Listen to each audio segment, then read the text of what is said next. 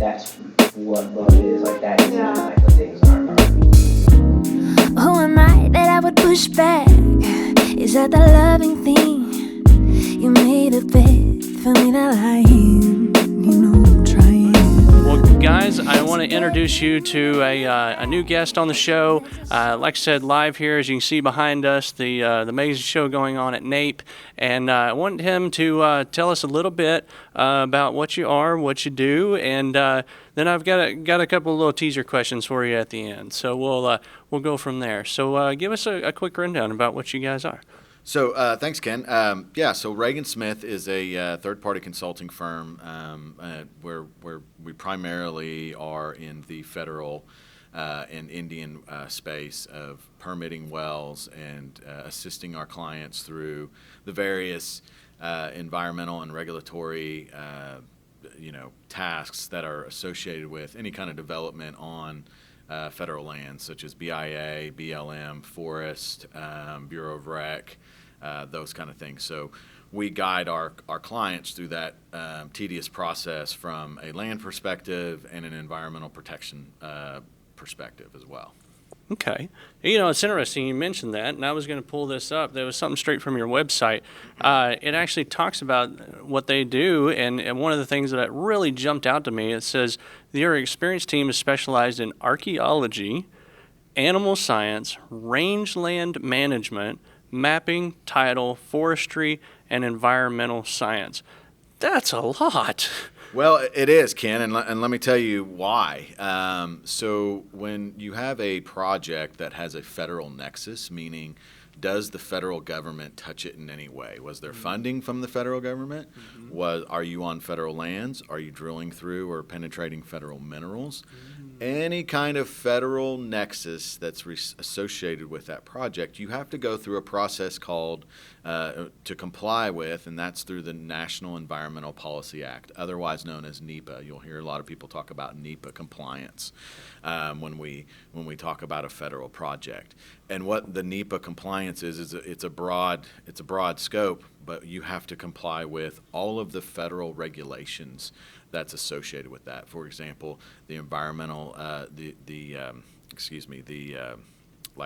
ARC side of things is the National Historic Preservation Act. You have to comply with that. Yeah. So we have archaeologists on staff that ensure that an ARC study is done. We do all the necessary studies and reports for that project and submit it.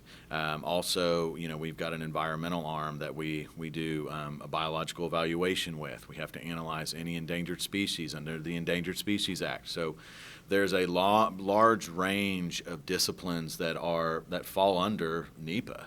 And a lot of people don't realize all of the different facets that are required when you have a federal project.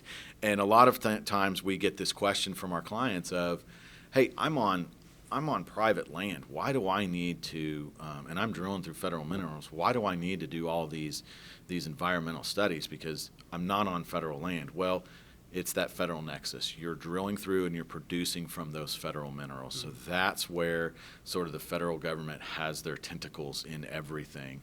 And you have to comply with all the regulations and laws with that. So. Well, I can actually speak to a personal experience. I was not involved as in depth as you are, but we were actually working on a well. I was still very young in the oil field, and we actually had to shut down and go home because we were on Indian territory. Okay. And they had actually found remains There you go. on location, and they had to shut down because of that. So is that almost identical to what you're talking about? Absolutely. So any kind of so even though there's an ARC study that's done and there's shovel testing, we're not talking about a full ARC dig that people kind of think of in their mind. But you do a pedestrian survey and you're looking at the ground, and there's things that can be missed, especially when you haven't done really digging yet to build your location. And in the instance of that, if you find remains, and I know that there's been several projects we've been involved in, it may not be human remains, it may be lithographs or arrowheads or something like that. And I'm dumbing this down quite a bit, but you would have to cease further, construction activities, and come in with a new arc survey and really. You may have to move the location. You may have to abandon that location altogether, just depending on what's out there. So, absolutely, that's one of the things associated with drilling on federal lands or having a federal nexus associated with your project. So all these years, and now I fast forward to today, I'm this day old now knowing that you guys were the one behind everything on taking care of all that and doing that. So I'm impressed. That's very neat. Well, I will take that and I will parlay into my 4 questions I was going to ask you. Great. And okay, so here's my questions for Reagan. So, what are your plans for 2022? Look, Ken, here's the deal. Oil is at 90. Our plans for 2022 is we want to help the industry, and we want to make sure that our clients and any future clients that have drilling plans to drill on federal lands. I know there's been a lot of backlash from the Biden administration. There's been a lot of things that, he stopped the leasing for some time, and then he stopped actually putting out permits for some time. But look, those doors are open now. Our plans for 2022 are, let's get everybody in. If they have prospects that they want to drill that are on federal lands, don't be afraid to do it. We can help you through that whole process. Anywhere in the country, it's the same process. We want to get everybody prepared so that they are ready to drill when things are right. And I think right now we're seeing prices. And we're seeing some loosening up of the banks and private equity coming in again, where get your stuff ready, get your drilling plans ready, and let us get these projects ready to go and get them permitted so that when you're ready to go, you're ready, and we've got you there. So. Could you say drill, baby, drill? That's right, drill, baby, drill. All right, I like that. All right, so that comes to number 2. What do you feel the industry needs to get behind this year? I think the industry, again, I'm going to kind of take it back to kind of where we are, what the climate is as far as what the industry is facing. And obviously it's facing a lot of backlash. It's facing a lot of, it's demonized to a large extent. Mm-hmm. And I think really what we need is a balance. We need a balance from the standpoint of good stewardship of the land with strong development, and with that comes responsibility. And I think that's where what the industry needs to get behind. And I think we're seeing that to a large extent. We're seeing, people take more interest in methane emissions and those fugitive gas. I mean, those kind of things, we all need to be aware of, and really put our best foot forward as an industry to really take note of that. And as that gets better, the industry, I feel, will be on better footing and will be less demonized, because we do need oil and gas. It is the energy. It is the main energy source to run this country. And I know there's been a lot of talk of wind and solar, and those things have their place too. Sure. Let's not demonize those, but at the same time, let's just focus on what the oil and gas industry can control, and in large part they can control being better stewards and developing things more cleanly. I love it. I agree 100%. Number 3, we've seen amazing growth this last year in our industry. Can we expect to see more? And I'll kind of parlay that in. Do we expect to see more growth out of you?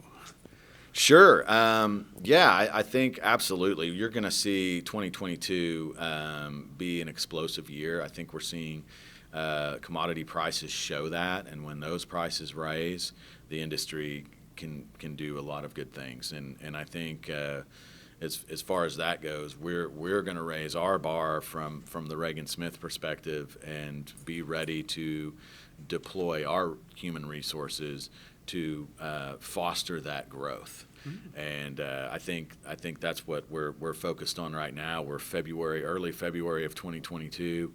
You're going to see a whole different landscape at the end of this year with the growth of the industry. Clearly, we're needed. I think what's going on over in Europe and the Ukraine and Russia. I mean, we need to be primed to help our allies out over there with importing gas and oil and making sure that our allies are taken care of. I love it. I agreed. I couldn't say it better. That was perfect. All right, last and final question. We've seen what is I went to number 3. Number 4, last one. Lastly, anything you would like to say to the hardworking men and women out in our industry to motivate them for 2022?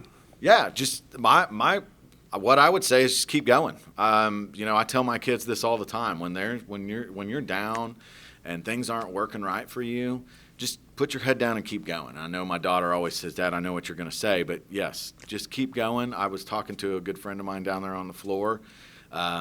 He's he hit some hard times, and he's been talking about all the different things he's kind of getting into now, and that's a great example of he has continued on. He's keeping going. He's looking for opportunities within the industry, and there's all kinds of opportunities out there. Just got to find them, put your head down, work hard, keep going. Awesome. Guys, keep going, keep working. And my son, if you're listening too, keep going, keep working. He just said it too. I'm just saying. Guys, look them up. Reagan, look him up as well. What is actually a great way for them to get in touch with you guys for your services and how they can get in touch with you? So go to our website, reagansmith.com, REAGAN, Smith.com, all one word. It explains everything, how to get in touch with us there. You can email me at sstjohn@reagansmith.com. That'd be SSTJOHN@reagansmith.com. Those are the easiest ways to get in contact with us, and we look forward to working with you. We look forward to making your projects go and seeing things happen. Perfect. Scott, thank you so very much. Okay, thanks, very, very much appreciative. Right. Guys, look him up, and we will see you on the next one. Let the world judge 'cause they don't see